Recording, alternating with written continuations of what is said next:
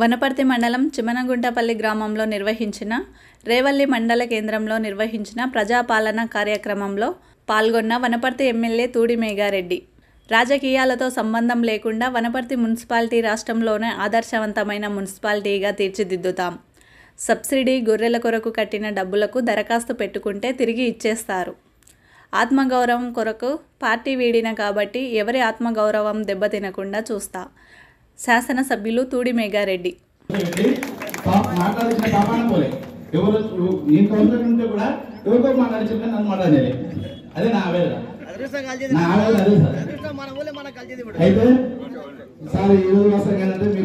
రైతు భరోసా, ఇందిరమ్మ ఇల్లు మరియు గృహజ్యోతి చేయుత పథకం, ఈ 5 పథకాలు దీనిలో ఆప్షన్ ఉంటుంది. అది ఫిలప్ చేయండి.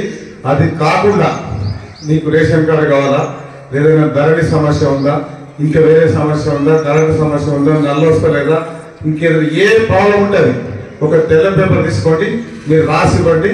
అది కూడా అధికారులు తీసుకుంటాం. ప్రతి పేపర్ ఏ సమస్య ఉంటుంది, ఇది కాకుండా మీకు ఏమి ఇబ్బంది ఉంటే అది ఇవ్వండి. రేపు ఈరోజు సాయంత్రం వరకు మనకు టైం ఉంది.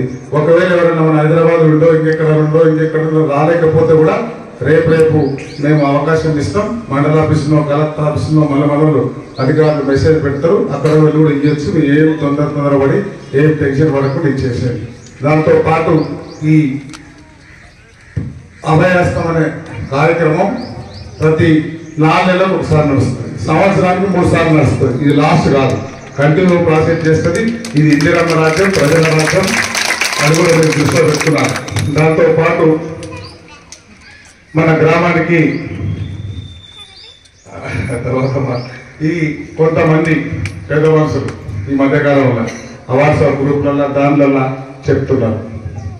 పెద్ద మనుషులు అన్నాలో వాళ్ళని ఏమన్నా నాకైతే అర్థమవుతలేదు. కానీ 500కే సిలిండర్ ఇస్తారంట, సగమే ఇస్తారంట. సగమే లేదు, 500కే సిలిండర్ ఇస్తాం. మొత్తం ఫుల్ సిలిండర్ 15 కిలోలు ఇస్తాం. మీరు అవన్నీ ఏం నమ్మవద్దు. దాంతో పాటు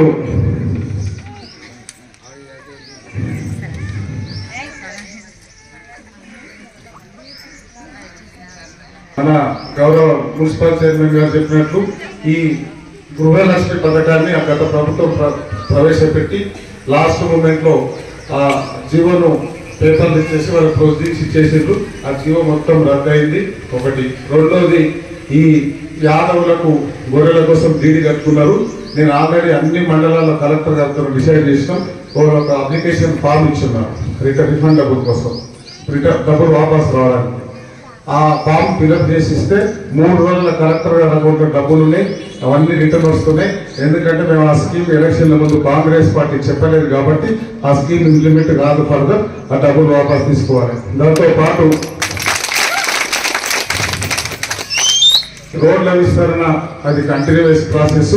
రోడ్ల విస్తరణ అనేది మేము ఎలక్షన్ల ముందు చెప్పినాం. మళ్ళీ ఇక్కడ ఈ వేదిక మీద నుంచి చెప్తున్నాం. 9-10 తారీఖు తర్వాత గౌరవ చైర్మన్ గారు, మున్సిపల్ కమిషనర్ గారు, కౌన్సిలర్లు అందరూ మనం అందరితో ఒక ఫంక్షన్ హాల్ తీసుకొని ఉదయం నుంచి సాయంత్రం వరకు ఒక మీటింగ్ పెట్టి మీరేం కమిట్ అయ్యారు, మేమేం కమిట్ కావాలి, మేమేం చేయాలి, ఎట్లాంటి పరిస్థితిలో నిబంధనలకు విరుద్ధంగా చేసిందనేదే మాట్లాడినాం. కానీ మేము డెవలప్మెంట్కి ఎప్పుడు ఆపోజిట్ మాట్లాడలే. రోడ్ వైడింగ్ కూడా చేసుకున్నాం.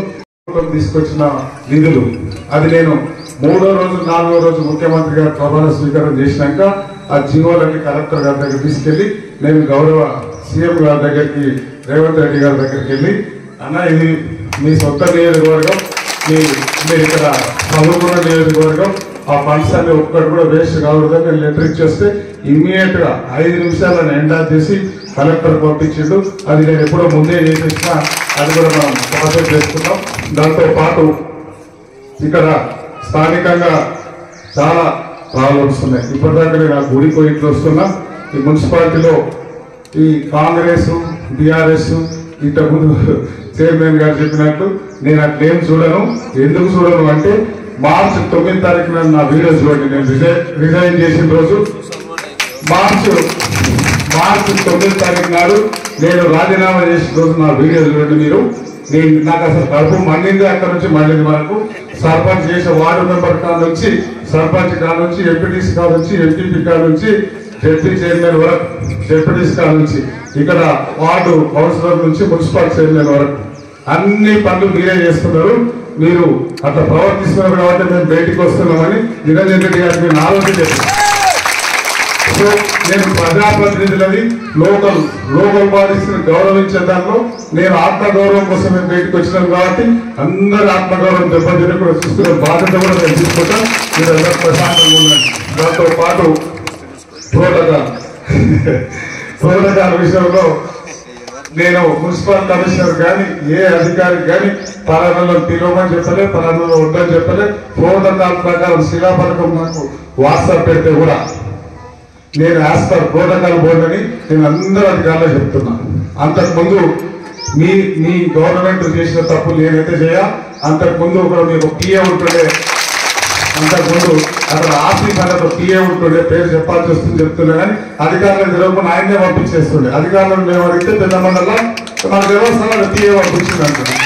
కానీ నేను ఆ శిలాపథకం జోలికి దానిలో పేర్ల జోలికి నేను ఎక్కడ పోను.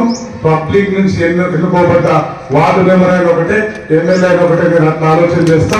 అందరినీ గౌరవించుకుంటాం, మనం అది కూడా దృష్టిలో పెట్టుకున్నారే.